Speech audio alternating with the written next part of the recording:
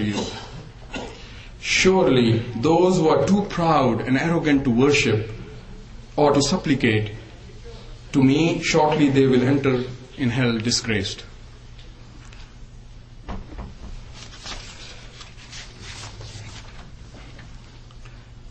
In our gatherings, what is the difference in the gatherings of dhikr, in the gatherings where we have to remind each other? What is the difference in our gatherings and the gatherings of the Sahaba radiallahu anhum? My dear respected brother, the gatherings of the Sahaba radiallahu anhum, they used to remind each other about Akhirah, Jahannam, Jannah, Qabr, all of these things, while they were talking about how to run the affairs of the state, or run the state or the affairs of their homes or whatever. But they would be reminding each other about that. And what is the difference about our gatherings? We are discussing politics. We are talking about humans. We are talking about leaders. We are talking about something which will not help us. So the mindset is such. The things which we talk about, at least I can tell you about me, what I talk about. What has it done to me? It has done to me is, and in general, that traditions overweigh the sunnah of Rasulullah sallallahu alaihi wasallam, because it becomes more important what is the tradition of a culture than what is the sunnah of Rasulullah sallallahu alaihi wasallam, because we don't talk about it anymore. And we talk about worldly affairs. So what happens is that worldly affairs become more prevalent on Akhirah. And the love and the concern of this dunya has become so much that we have forgotten the love and the concern of the Akhirah. This is what happens when we, in our gatherings, we are not having the gatherings of dhikr anymore. We are not sitting together and reminding each other.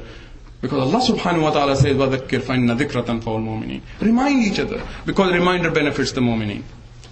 So inshallah, make dua to Allah subhanahu wa ta'ala that we all will be successful, inshallah, have iman before our death, and Allah accepts us and put us into Jannatul Firdaus, inshallah.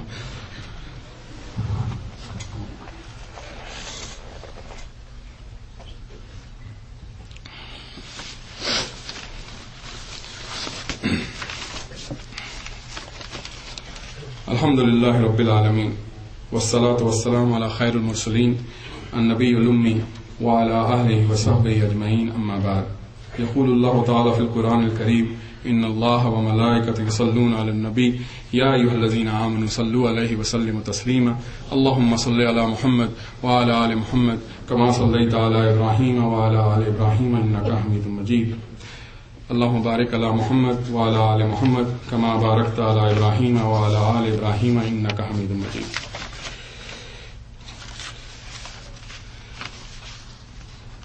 My dear respected brothers and sisters, Allah subhanahu wa ta'ala has described who had the best of iman and who we should follow. Allah subhanahu wa ta'ala says, وَإِذَا قِيلَ لَهُمْ آمِنُوا كَمَا آمَنَ النَّاسِ, that be like, O mu'mineen, O you believers, be like those who believed before.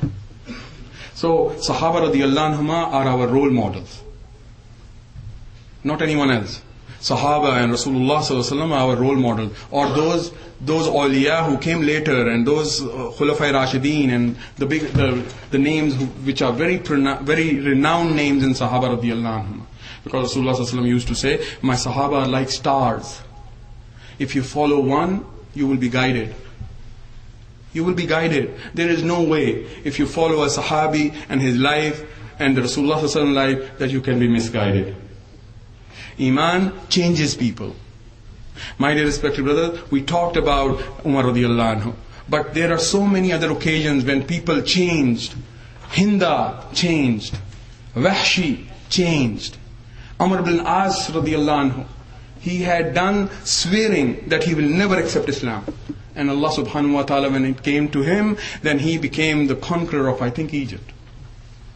And then, my dear respected brother, Akrama bin Abi Jahl, Abu Jahl's son, Akrama, he had also sweared that he will never accept Islam. And when he came to Islam, my dear respected brothers, he spent all of his life in the battlefield. Whole of his life in the battlefields.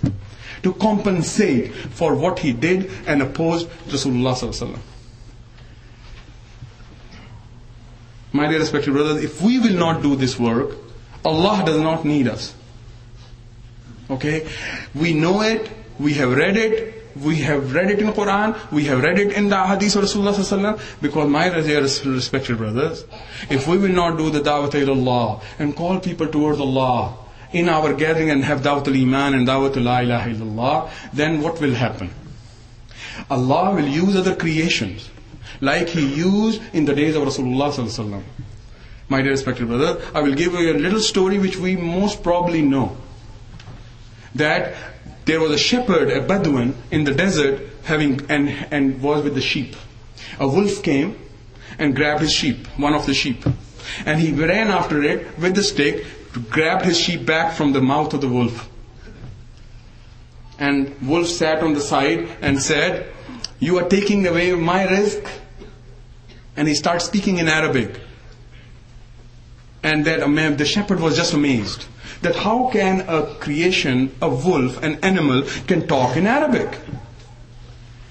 And while he was amazed and he was surprised, wolf said, "You are surprised that I am talking? You will be more amazed and more surprised if you go to Yathrib in Medina. There is a Nabi who came, who is talking about the things of heavens and below earth. Nobody knows about it, and he is trying to tell people about heavens and hells and what will happen in the akhirah and what will happen in the qabr. Go and meet him." So shepherd, he rolled back everything, grabbed everything, went to Yasrib, to Medina, and went to Masjid al-Nabawi, wherever Rasulullah sallallahu alaihi wasallam was sitting with the gathering of Sahaba radiyallahu anhum, said, "Salaam alaikum, ashhadu an la ilaha illallah, wa ashhadu anna Muhammadan abduhu wa rasuluh." Did not hear anything from Rasulullah sallallahu alaihi wasallam. And Rasulullah sallallahu alaihi wasallam said, "What happened?" And then Rasulullah sallallahu alaihi wasallam said, because Jibreel alayhi salatu wasallam already came to him and told him the story, he said, "Tell everybody, why do you accept Islam?" And he told the story of this wolf, and then Rasulullah sallallahu alaihi wasallam called all the people in the Medina, whoever, how many they were, and said, "Listen to this person," and he told him to stand on the minbar and tell the story. This is how Allah will use His creation. We will be lucky. We will be lucky, my dear respected brothers, if Allah chooses us. As individuals I am talking about. As group, as اجتماعي, as collectively. We will be lucky. We should be proud that Allah subhanahu wa ta'ala chose us. Gave us the kalima. The biggest, my dear respected brothers, honor which has been bestowed upon this human being who is standing in front of you is that I have a kalima of la ilaha illallah. Maybe one day, one of the days, Allah might have mercy on me and will give me iman. That's why I keep on talking about it. But my dear respected brothers, we should start thinking in a different way. We should start thinking out of the box. Until this ummah start thinking out of the box, nothing is going to change. We come here, we talk of something, go home, and we forget. But my dear respected brothers, thinking of out of the box is what? Thinking about this is that we have to think that Allah's power and qudrat is different than our material's point of view, what we think about things. And how the prevailing circumstances will change, how the environment will change today in the rut in which we are today. That people want to just get rid of us. My dear respected brothers, dua is the weapon of a mu'min. Ask Allah to give hidayah to all the humanity. My dear respected brothers, in the last khutba when I gave here, I talked about how difficult it is to attain iman. How difficult it is to have akhlaq of Rasulullah sallallahu alaihi wasallam. When people came and Sahaba came and said, "Ya Rasulullah sallallahu alaihi wasallam, curse the kuffar." He said, No. I have not been sent to curse. I have been sent to do as a rahmah, to make dua. And my dear respected brother, when in Hunayn, when Thaqif tribe made them injured, so many Muslims got killed in Hunayn. My dear respected brother, and almost defeat. People ran away. They came to Rasulullah sallallahu alaihi wasallam afterwards and said, "Ya Rasulullah sallallahu alaihi wasallam, curse Thaqif." And Rasulullah sallallahu alaihi wasallam said, "No, Allahumma hadin Thaqifan. No, Ya Allah, give hidayah to Thaqif, to the tribe of Thaqif." Today we need to ask Allah in our tahajjud prayers, "Oh Allah, put the winds of hidayah to the whole humanity. Because, my dear respected brothers, that is the only way. That is the only way we will have support. People will change. People, when they will change, my dear respected brothers, they will come closer to us. They will love us. Because this is what the moment does. He loves each other. He does not curse people. He does not fight just for no reason. He doesn't pick up fights for no reason. My dear respected brother, enough of me. But may Allah subhanahu wa ta'ala give us the iman, inshallah, the way He wants it. Make dua. رَبَّنَا اغْفِرْ عَلَيْنَا صَبْرًا وَثَبِّتْ أَقْدَامَنَا وَانصُرْنَا عَلَى الْقَوْمِ الْكَافِرِينَ رَبَّنَا لَا تُؤَاخِذْنَا إِن نَّسِينَا أَوْ أَخْطَأْنَا رَبَّنَا وَلَا تَحْمِلْ عَلَيْنَا إِصْرًا كَمَا حَمَلْتَهُ عَلَى الَّذِينَ مِن قَبْلِنَا رَبَّنَا وَلَا تُحَمِّلْنَا مَا لَا طَاقَةَ لَنَا بِهِ وَاعْفُ عَنَّا وَاغْفِرْ لَنَا وَارْحَمْنَا أَنْتَ مَوْلَانَا فَانصُرْنَا عَلَى الْقَوْمِ الْكَافِرِينَ رَبَّنَا آتِنَا مِن لَّدُنكَ رَحْمَةً وَهَيِّئْ لَنَا مِنْ أَمْرِنَا رَشَدًا رَبَّنَا هَبْ لَنَا مِنْ أَزْوَاجِنَا وَذُرِّيَّتِنَا قُرَّةَ